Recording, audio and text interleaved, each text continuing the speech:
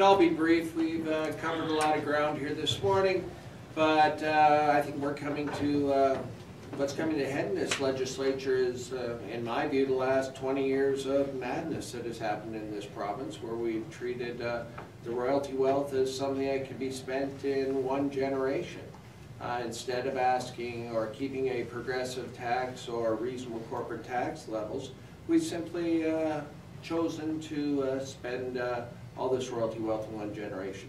This hasn't led to predictable, sustainable funding, nor has it allowed us to save any of this for future generations. You remember the last election, Ms. Redford said clearly there will be no new taxes, no service cuts.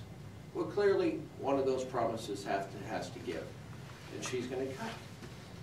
She doesn't appear to have any other choice. Or she does have other choices, but always when you go to Tory Playbook 101, you get into trouble, take it out on the poor, the sick, and the disabled, and little kids going to school, because, my goodness, that seems more reasonable than asking the wealthy and the corporations to pay a little more. In my view, it's folly. Every economist over the last 20 years have said we need to increase our revenues, and this, my goodness, if you can't do it now with public opinion saying they're in favor of it, with the need for predictable, sustainable funding, and hopefully for saving some of this royalty wealth in the future, my goodness, it's just a lack of political leadership. Second thing on schools and teachers, early indications are they're not going to follow through with the 3 years predictable, sustainable funding. As you're all aware, we're already down in between 450 and 650 teachers in our schools from where we were 3 years ago. This is going to be exacerbated despite the fact that we've had a growing population and growing numbers of ESL students from other countries who need help and support if they're going to become successful in the future. Really, Ms. Redford and her government has an option to not go down this path. They're going to go down, but they're taking the easy way out, and the most expedient way out probably to get her through her leadership review, which is coming in 9 months. That is the real political date. Her hands are tied until such time. This is about Allison's political future, not about what's right for this province. Anyways, those are my comments. Can I ask you just a quick follow-up question? Yes. It was your question at public accounts the other day that prompted the civil servants to admit that they were not in fact going to meet their emissions reductions target, you'll recall, right? Yes. And this came right after Redford's letter in USA Today, and we wrote about it.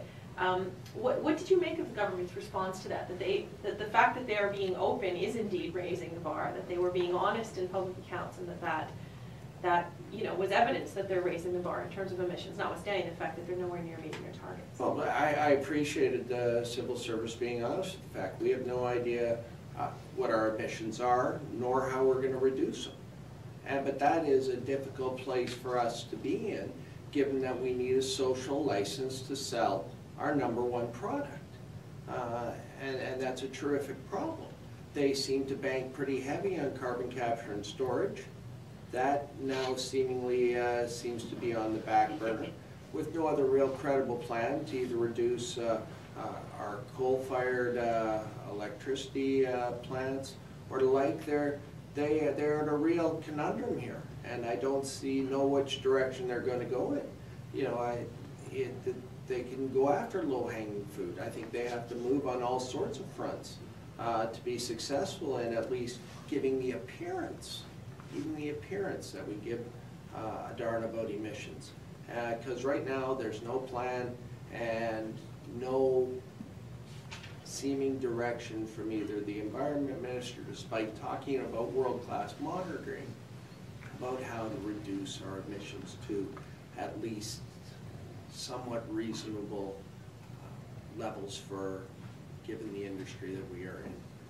And Karen, picking up on that, the fact that the government's failures to really address the carbon issues and pipeline safety and environmental issues, it has helped fuel those who critique Alberta's oil sands.